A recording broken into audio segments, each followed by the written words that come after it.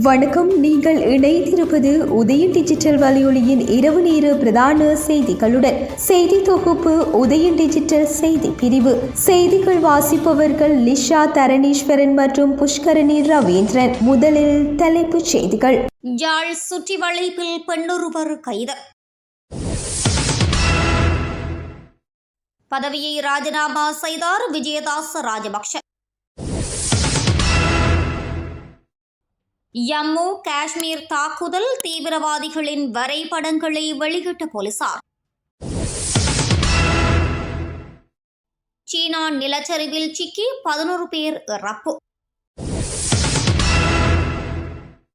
Olympic badminton மகளிர் ஒற்றையர் பிரிவில் பிவி சிந்து வெற்றி. தொடர்பான உள்நாட்டு செய்திகள்.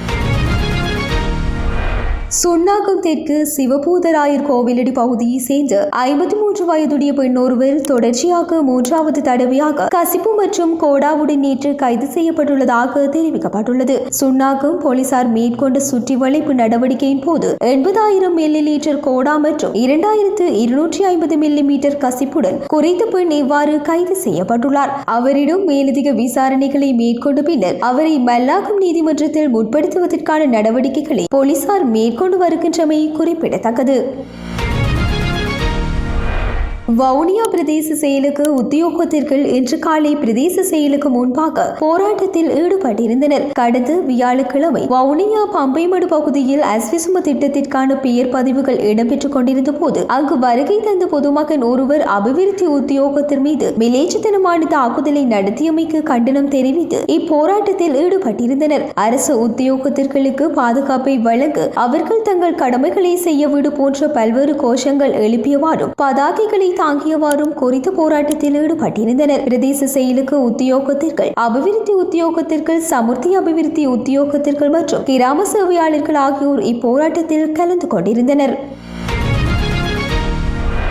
விஜயதாச ராஜபக்ச தனது அமைச்சர் பதவியை ராஜினாமா செய்துள்ளதாக தெரிவிக்கப்பட்டுள்ளது. தாம் வகித்து வந்த சகல அமைச்சு பொறுப்புகளிலும் இருந்து விலகுவதாக அமைச்சர் விஜயதாச ராஜபக்ச அறிவித்துள்ள அதேவேளை பதவி விலகல் தொடர்பான கடிதத்தை தாம் ஜனாதிபதிக்கு அனுப்பி வைத்துள்ளதாக கொழும்பில் தற்போது இடம்பெற்ற செய்தியாளர் சந்திப்பில் தெரிவித்துள்ளார். மேலும் எதிர்வரும் ஜனாதிபதி தேர்தலில் போட்டியிட இருப்பதாக அவர் அறிவித்திருந்த நிலையில் இந்த பதவி விலகல் தீர்மானத்தை மேற்கொண்டுள்ளதாக தெரிவிக்கப்பட்டுள்ளது.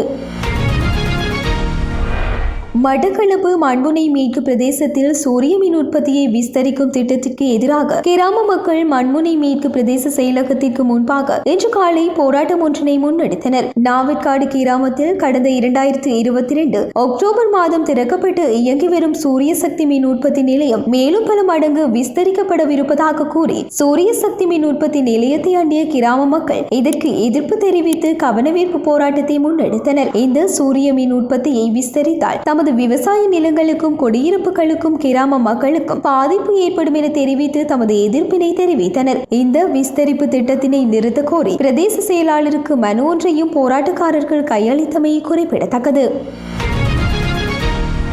கிளிநொச்சி மகா வித்தியாலயத்தின் 97வது வருடத்தை முன்னிட்டு பழைய மாணவர்களின் ஏற்பாட்டில் நடைபயணம் ஒன்று முன்னெடுக்கப்பட்டது. கிளிநொச்சி மத்திய கல்லூரி முன்பாக ஆரம்பித்த நடைபயணம் கிளிநொச்சி மகா வித்தியாலயம் வரை முன்னெடுக்கப்பட்டது. இந்த நடைபயணத்தில் கல்லூரியின் முன்னாள் அதிபரும் நாடாளுமன்ற உறுப்பினருமான சிவஞானம் ஸ்ரீதரன், பாடசாலையின் முன்னாள் அதிபர்கள், ஆசிரியர்கள், பழைய மாணவர்கள் என பலர் கலந்து கொண்டமை குறிப்பிடத்தக்கது.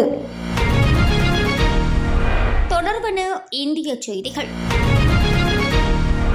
10 மாநிலங்களுக்கு புதிய ஆளுநர்கள் நியமிக்கப்பட்டுள்ள நிலையில் தமிழக ஆளுநர் பதவியில் RN ரவி நீடிப்பாரா என்பது குறித்து ஐயம் எழுந்துள்ளதாக தெரிவிக்கப்பட்டுள்ளது. பிரதமராக மோடி தொடர்ந்து 3வது முறையாக கடந்த மாதம் பதவியேற்ற நிலையில் இந்திய குடியரசுத் தலைவர் திரௌபதி முர்மு புதிய ஆளுநர்களை நியமித்தும் ஆளுநர்களை மாற்றம் செய்தும் வருகின்றார். அந்த வகையில் மராட்டியம், புதுவை உள்ளிட்ட 10 மாநிலங்களுக்கு புதிய ஆளுநர்கள் நியமனம் செய்யப்பட்டுள்ளனர். இருப்பினும் தமிழக ஆளுநர் RN ரவி தொடர்பாக எந்த உத்தியோகபூர்வ அறிவிப்பையும் இதுவரை வெளியிடப்படவில்லை எனவும் இதனால் RN ரவிக்கு பதவி நீடிப்பு வழங்கப்படுமா அல்லது அவருக்கு பதிலாக தமிழகத்திற்கு புதிய ஆளுநர் நியமிக்கப்படுவாரா என்பது தொடர்பாக 2 நாட்களில் தெரியவரும் என கூறப்படுகின்றது.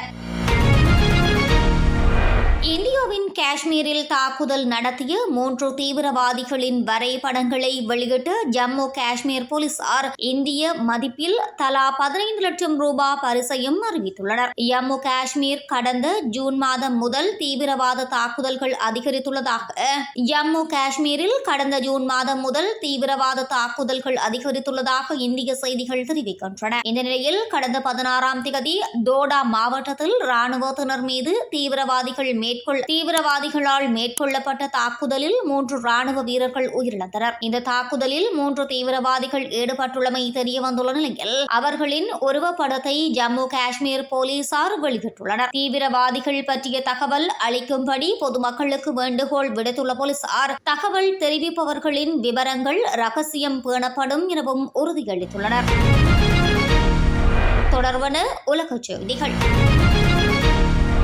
சீனாவில் கயாமி புயலால் கனமழை பெய்த நிலையில் அங்கு ஏற்பட்ட நிலச்சரிவில் சிக்கி 11 பேர் உயிரிழந்துள்ளதாக தெரிவிக்கப்பட்டுள்ளது. இதேவேளை புயல் காரணமாக சீனாவின் பல்வேறு இடங்களில் கனமழை பெய்து வருகின்றது. ஹீனான் மாகாணத்தின் ஜூலின் கிராமத்தை ஒட்டியுள்ள மலை பகுதிகளில் நேற்று கனமழை பெய்தது. இந்த நிலையில் சம்பவ இடத்தில் சிக்கி தவித்த 200க்கும் மேற்பட்டோரை மீட்பு படையினர் மீட்டு நிவாரண முகாம்களுக்கு அனுப்பி வைத்துள்ளனர். அத்துடன் தரைமட்டமான வீடுகளுக்குள் சிக்கியிருந்த 18 பேரில் 11 பேர் உயிரிழந்துள்ளதுடன் காயங்களுடன் மீட்கப்பட்டு 6 பேர் மருத்துவமனையில் அனுமதிக்கப்பட்டுள்ளமை குறிப்பிடத்தக்கது. அமெரிக்காவின் நியூயார்க் மாநிலத்தில் ரொசெஸ்டர் பகுதியில் உள்ள பூங்கா ஒன்றில் நேற்று இடம்பெற்ற துப்பாக்கி சூட்டில் ஒருவர் உயிரிழந்துள்ளதோடு 6 பேர் காயமடைந்துள்ளதாக தெரிவிக்கப்பட்டுள்ளது. சம்பவத்தில் 20 வயதுடைய நபர் ஒருவரே உயிரிழந்துள்ளதோடு மற்றொரு நபர் படுகாயமடைந்து உயிருக்கு ஆபத்தான நிலையிலும் 5 பேர் சிறிய காயங்களுடனும் மருத்துவமனையில் சேர்க்கப்பட்டுள்ளனர். நிகழ்வு ஒன்று நடைபெற்றிருந்த வேளையிலேயே குறித்த துப்பாக்கிச்சூடு இடம்பெற்றுள்ளதாகவும் சந்தேக நபர்கள் எவரும் இதுவரை கைது செய்யப்படவில்லை எனவும் போலீசார் தெரிவித்துள்ளனர். தொடர்வன விளையாட்டு செய்திகள். 2024ஆம் ஆண்டிற்கான அகில இலங்கை கனிஷ்ட மெய்வல்லுநர் போட்டியின் தடகள போட்டிகள் அண்மையில் கொழும்பு தியகம விளையாட்டு அரங்கில் நடைபெற்றன. குறித்த தடகள போட்டியில் 3000 மீட்டர் போட்டியில் தங்கப் பதக்கத்தை பெற்ற மாணவன் மற்றும் 5ஆம் 8ஆம் இடங்களை பெற்று அகில இலங்கையில் சாதனை படைத்த வீரர்களை கௌரவிக்கும் நிகழ்வு வானவில் ஊற்று சிறுவர் கழக ஏற்பாட்டில் நேற்று முத்துவையன்கட்டு ஜீவநகர் வானவில் ஊற்று சிறுவர் கழக மண்டபத்தில் மிகச் சிறப்பாக நடைபெற்றது. தடகள போட்டியில் 3000 மீட்டரில் 9 நிமிடம் 2 செகண்ட்களில் ஓடி முதலாம் இடத்தை பெற்ற ஜெயகாந்தன் விதுசன் 9 நிமிடம் 32 செகண்டில் ஓடி 5ஆம் இடத்தை பெற்ற மாரிமுத்து நிலவன் 9 நிமிடம் 47 செகண்ட்களில் ஓடி 8ஆம் இடத்தை பெற்ற சந்திரமோகன் இசைப்பிரியன் ஆகிய மாணவர்களுக்கு பொன்னாடை போர்த்தி பதக்கம் அணிவித்து கேடயம் வழங்கி கௌரவிக்கப்பட்டதுடன் பரிசில்களும் வழங்கப்பட்டன.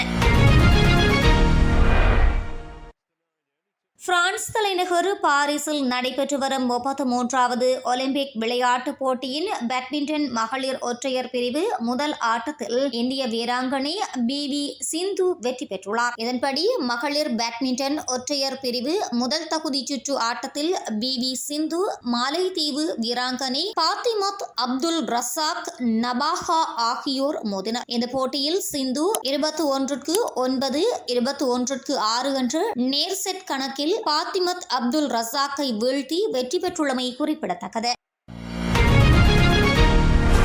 இத்துடன் உதயம் டிஜிட்டல் வலையொலியின் இரவு நேர பிரதான செய்திகள் நிறைவடைகின்றன. தொடர்ந்தும் நாளை காலை நேர செய்தி சுருக்கத்துடன் இணைந்திருங்கள். வணக்கம்.